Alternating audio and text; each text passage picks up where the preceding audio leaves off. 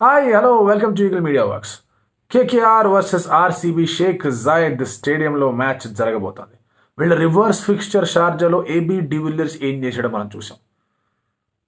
వచ్చి రాగానే 33 బాల్స్ 73 కొట్టేసి 194 దాకా స్కోర్ తీసుకెళ్ళిపోయి హ్యూజ్ మార్జిన్తో 190 130 కొట్టారు కోల్కతా. నాట్ మెమరీ హ్యూజ్ మార్జిన్తో కోల్కతాకి అగేన్స్ట్గా ఆర్సీబీ విక్టరీ చేసుకొని వాళ్ళు ఏ మార్జిన్తో అయితే 97 రన్స్ మార్జిన్తో ఎలాగైతే ఓడిపోయారో కింగ్స్ 11 పంజాబ్కి, ఆ మార్జిన్ చాలా మటుకు తగ్గించే ప్రయత్నం ఇక్కడ జరిగింది.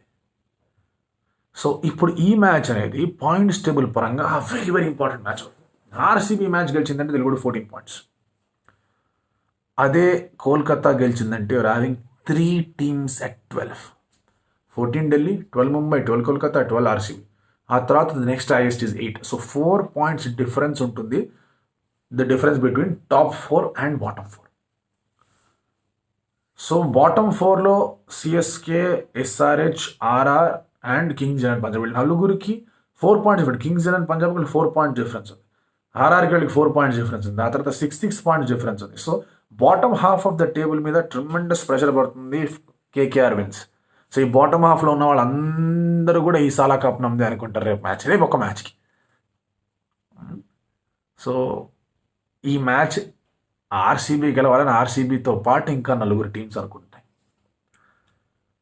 బట్ కేకేఆర్ లాకీ ఫర్గ్యూసన్ రావడంతో ఒక సూపర్ ఓవర్ గెలవడం మాత్రమే కాకుండా వాళ్ళకంటూ వాళ్ళు ఒక chance ఇచ్చుకున్నారు. 9 games 5 wins 4 losses, 10 games 6 wins 4 losses అయ్యాయంటే కనుక కోర్బో లోర్బో జీత్బో ఈజ్ ఆన్ ట్రాక్. సో ఒక అద్భుతమైన ఎన్కౌంటర్ సెట్ అవుతుంది. ఇప్పుడు మన టీమ్స్ని కంపేర్ చేద్దాం. 11 and 14 head to head ratios. KKR 14, RCB 11. Team చూసుకుంటే కనుక Lockie Ferguson and Pat Cummins coming in. ఈ fast bowling unit is looking very strong. Varun Chakravarthy with the spin, Kuldeep Yadav with the spin. Kuldeep ఇంకా highest level of పర్ఫార్మెన్స్కి రాలేదు, but still is going to play అన్నట్టు అనిపిస్తుంది. Provided Sunil Narayan action అయితే మనం sort చేసేసారు వాళ్ళు, బట్ సునీల్ నారాయణ్ వస్తే ఎవరి ప్లేస్లో వస్తాడని కూడా చూసుకోవాల్సిన అవసరం ఉంది. ఇప్పుడు రస్సెల్, మార్గన్, ఫర్గ్యూసన్, కమిన్స్ ఈ 4 ప్లేస్లో సునీల్ నారాయణ్ రావాలి అంటే కనుక కమిన్స్ మీద వెయిట్ పడి సునీల్ నారాయణ వస్తాడా అనేది చూసుకోవాల్సిన అవసరం ఉంది. సో అదే జరిగితే కనుక మళ్ళీ కుల్దీప్ యాదవ్ ప్లేస్లో ఇంకొక ఫాస్ట్ బౌలర్ వస్తాడు. సో ఈ ఒక టఫ్ కాల్ అనేది కేకేఆర్ తీసుకోవాలి. But otherwise last game disturb చేయొద్దు, let's go with the same game అనుకుంటే కనుక they will have this combination. KKR ఉన్న సమస్య Andre Russell form. Andre Russell వస్తున్నాడు, కొడుతున్నాడు, అవుట్ అయిపోతున్నాడు. 2018లో 2019లో ఉన్నంత డేంజరస్గా ఆండ్రే రసల్ తయారవ్వట్లేదు. అండ్ లాస్ట్ మ్యాచ్లో the was not even completely fit. But అక్కడి నుంచి కొంచెం గ్యాప్ అది వచ్చింది కాబట్టి రికవర్ అయ్యాడు లేదా అనేది కూడా చూసుకునే అవకాశం కనిపిస్తుంది. సో కేకేఆర్కి ఈ మ్యాచ్ గెలవాలంటే శుభ్మన్ గిల్, త్రిపాఠి చాలా చక్కటి పర్ఫార్మెన్స్ ఇవ్వాలి. త్రిపాఠి అక్కడ లెవెల్ 1 ఆఫెన్స్కి గురయ్యాడు. అదేం లేదు అంటే తన్ని లేదా తన టీమ్మేట్ను విజిబుల్గా అండ్ అలాగే ఆడిబుల్గా అబ్యూజ్ చేస్తే ఎంపైర్ దాన్ని నోట్ చేసుకోవడం. 2.31 ఆఫెన్స్, 2.3.1. సో ఇది తను చేసిన ఆఫెన్స్. ఏదో పెద్దగా సలేవరాశాది చేసే కాదు, విజిబుల్గా ఆడిబుల్గా దూషణ అనేది కనిపించింది. త్రిపాఠి, శుభ్మన్ గిల్ మధ్యలో ఒక మంచి స్టాండ్ రావడం. శుభ్మన్ గిల్ కొంచెం 3 మ్యాచ్ల్లో కొంచెం స్లో అవుతున్నాడు, స్ట్రైక్ రేట్ స్లో అవుతుంది. లాస్ట్ మ్యాచ్ యాక్సలరేట్ చేసే టైంలో తను అవుట్ అయిపోయాడు. సో శుభ్మన్ గిల్ కొంచెం బెటర్గా ఆడాల్సిన అవసరం ఉంది. త్రిపాఠి వాట్ హ్యాస్ డన్, ఆ 81 అయితే కొట్టాడు అటువంటి ఇన్నింగ్స్ ఆడాల్సిన అవసరం ఉంది త్రిపాఠికి. ఆ తర్వాత ఆవెన్ మార్గన్, దినేష్ కార్తిక్ వాళ్ళిద్దరూ సన్ రైజర్స్ హైదరాబాద్ మ్యాచ్కి అగేన్స్ట్గా మ్యాచ్ విన్నింగ్ పార్ట్నర్షిప్ ఇచ్చారు. నితీష్ రాణా ఎప్పటిదాకా కొంచెం డిసప్పాయింటింగ్గా ఉన్నాడు కేకేఆర్కి. సో అది చూసుకోవాల్సిన అవసరం కనిపిస్తుంది. సో ఇది KKR lineup. They will rely strongly on the bowling. Cummins, Ferguson versus AB Virat అంటే కనుక ఆ బ్యాటిల్ చూడడానికి బాగుంటుంది. Now let's come back to RCB. Gurkeerat ప్లేస్లో Shivam Dube is a perfect recommendation that any RCB fan would make. Shivam Dube వచ్చేస్తే ఏమవుతుందంటే మీకు ఒక ఆప్షన్ కనిపిస్తుంది. So you see what is happening. వాళ్ళ దగ్గర బౌలింగ్ లైనప్లో ఇస్రు ఉడానా ఉన్నాడు బౌలింగ్కి, వాషింగ్టన్ సుందర్ ఉన్నాడు బౌలింగ్కి, యుజ్వేంద్ర చహల్ బౌలింగ్ ఉన్నాడు, నవదీప్ సైని బౌలింగ్ ఉన్నాడు, then you have Morris bowling ఉన్నాడు. They are having 5 important key bowlers. Get Shivam Dube కదా గురుకిరత్ ప్లేస్లో.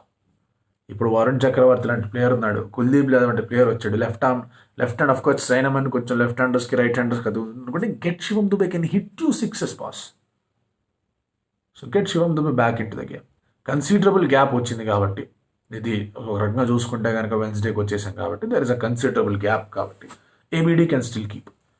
సో ఫించ్కి ఛాన్స్ ఇవ్వాలా, ఫించ్ ప్లేస్లో మళ్ళీ మనం ఫిలిపిన్ తీసుకొచ్చి ఏమైనా ఆడించాలా, లేదా మోయిన్ని తీసుకొస్తే కనుక ఆఫ్ స్పిన్ పాసిబిలిటీస్ ఏమైనా ఉంటాయి, ఇలాంటి ఆలోచనలు కూడా ఉన్నాయి. But back Finch is what I always say. ఒక ఇన్నింగ్స్ బాగాడు, కొన్ని ఇన్నింగ్స్లో మంచి స్టార్ట్స్ ఇచ్చాడు, ఫినిష్ చేయలేకపోతున్నాడు లేదా లాంగ్ ఆడలేకపోతున్నాడు, but give him a chance. But it's going to be tough. Incoming డెలివరీస్కి ఫించ్ కొంచెం స్ట్రగుల్ అయ్యాడు. కమిన్స్ ఇన్కమింగ్ డెలివరీస్ వేస్తాడు, ఫర్గ్యూసన్ ఇన్కమింగ్ డెలివరీస్ వేయగలడు. కాబట్టి it is a challenge for Finch. In fact Finch మరి ఆ ఫించ్కి ఈ ఛాలెంజ్కి ఎటువంటి మోటివేషన్ వస్తుంది, ఆర్సీబీ ఎట్లా బ్యాక్ చేస్తుంది, కోహ్లీ ఎట్లా బ్యాక్ చేస్తాడని చూసుకోవాల్సిన అంశం. So Finch, Padikkal, Virat, AB నలుగురు fix first. Then you have బౌలింగ్లో చూసుకుంటే వాషింగ్టన్ సుందర్, క్రిస్ మారిస్ బౌలింగ్లో ఎవరైతే ఉన్నారో వాళ్ళు బ్యాటింగ్ కూడా చేయగలరు. సెట్ నంబర్ 6, నంబర్ 7 మీకు బ్యాటింగ్ కూడా సెట్ అయిపోయింది. Isuru Udana can also bat number 8 batting కూడా సెట్ అయిపోయింది. నవదీప్ సేని, యుజ్వేంద్ర చహల్ పక్కకున్నారు. Now you have one spot, Shivam దుబేని తీసుకొచ్చి ఆడించండి. లేదు గుర్కీరత్ లాస్ట్ మ్యాచ్లో బాగానే ఆడారు కానీ గుర్కీరత్ ఇంకో శివం దుబేని కూడా పెట్టండి. మీకు సుందర్ స్పిన్ వేస్తాడు, చహల్ స్పిన్ వేస్తాడు, నవదీప్ సేని బాగానే వేస్తున్నాడు, మరి మన దగ్గర మారిస్ బాగానే ఉన్నాడు, ఉడానా బాగానే ఉన్నాడు, ఆల్రెడీ 5 ఉన్నారు. శివం దుబే బౌలింగ్ కూడా వస్తే 6th బౌలింగ్ ఆప్షన్ కూడా వస్తుంది. సో ఈ విధంగా కూడా ఆలోచించుకోవాల్సిన అవసరం కనిపిస్తుంది అక్కడ RCB. They will have to make some tough calls. ఇప్పుడు ఉమేష్ యాదవ్ మీద ఎట్లయితే టఫ్ కాల్ తీసుకున్నారో, సిరాజ్ మీద టఫ్ కాల్ తీసుకోవాల్సిన అవసరం కనిపిస్తుంది. Get in with another bowler and see how it is going and give Shivam Dube 1 or 2 overs. చాలా హెల్ప్ అయ్యే అవకాశం కనిపిస్తుంది. కొంచెం ఆ 6 bowlers ఉంటే కనుక బెటర్గా ఉంటుంది అని ఎలాగైతే ఆర్సీబీ అనుకుంటుందో, దట్ ఈస్ యాక్చువల్లీ క్రియేటింగ్. అలాంటప్పుడు ఒక 6th bowler వేరే బౌలర్ని పెట్టుకోండి, సిరాజ్ లాంటి వాళ్ళను, ఉమేష్ లాంటి వాళ్ళని పెట్టుకోండి, మళ్ళీ ఛాన్స్ ఇవ్వండి. ఇఫ్ పాసిబుల్ వాళ్ళకి ఛాన్స్ ఇచ్చి గుర్కిరత్ ప్లేస్లో శివం దుబేని పెట్టండి. ఆ బెటర్ వాల్యూ ఫర్ ప్లేయర్ అవుతాడనేది నా ఒక్క opinion. Who will start as favourites? RCB will start as favourites. But will the end as favourites is a big question. ఒకవేళ ఆర్సీబీ గెలిచిందంటే they'll go to 14 points. Tremendous pressure అనేది, tremendous pressure అనేది వాళ్ళు మిగతా teams అన్నిటి మీద exert చేస్తారు. But at the same time superb hope అనేది కింగ్స్ 11 పంజాబ్కి ఇస్తారు, రాజస్థాన్ రాయల్స్కి ఇస్తారు.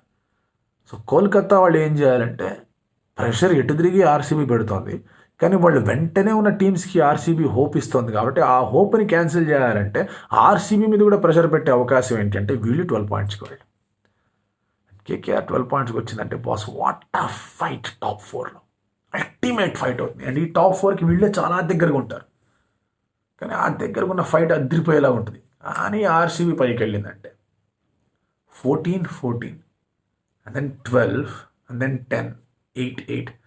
సో 12, 8 ఈ పాసిబిలిటీ ఏదైతే ఉందో మిడిల్ ఆఫ్ ది టేబుల్ కూడా బాగా యాక్టివ్ అయిపోతుంది. సో మరి ప్రేయర్స్ ఫలిస్తాయా లేకపోతే ఆట తీరు ఎలా ఉంటుంది అన్నీ కూడా చూడాల్సిన అవసరం కనిపిస్తుంది. It's going to be tough, ఎందుకంటే day night match and Abu Dhabi అంత ఈజీ కాదు. ఫాస్టర్ బౌలర్స్కి హెల్ప్ అవుతుంది, వాళ్ళ దగ్గర 2 ఎక్స్ప్రెస్ ఫాస్ట్ బౌలర్స్ ఉన్నారు. ఇక్కడ నవదీప్ సేని అండ్ యుజ్వేంద్ర చహల్ ఇద్దరు కూడా వికెట్స్ కాలం అనేది చాలా స్ట్రాంగ్గా ఉంటాయి కానీ వాళ్ళకి అంత హెల్ప్ కాదు.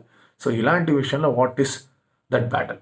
కీ బ్యాటిల్ అఫ్ కోర్స్ మనం చూసుకుంటే కనుక Saini versus Morgan, Saini versus Russell కనిపిస్తుంది. మారిస్ వర్సెస్ మేబీ ఒకళ్ళు డెత్ వేస్తే మారిస్ వర్సెస్ రసల్ అనే బ్యాటిల్ బాగుంటుంది. యుజ్వేంద్ర చహల్ వర్సెస్ నితీష్ రాణా ఆర్ శుభ్మన్ గిల్ ఈ బ్యాటిల్ చాలా బాగుంటుంది. Ferguson versus Kohli, Cummins versus Finch, Varun Chakravarthy versus AB de Villiers, interesting battles ఉన్నాయి. Let's see what's going to happen. RCB will start as favourites but never discount KKR గెలిస్తే ఒక రచ్చ, RCB గెలిస్తే ఇంకో రచ్చ, ఏం జరిగినా రచ్చే. Thank you. Like and subscribe Eagle Media Works.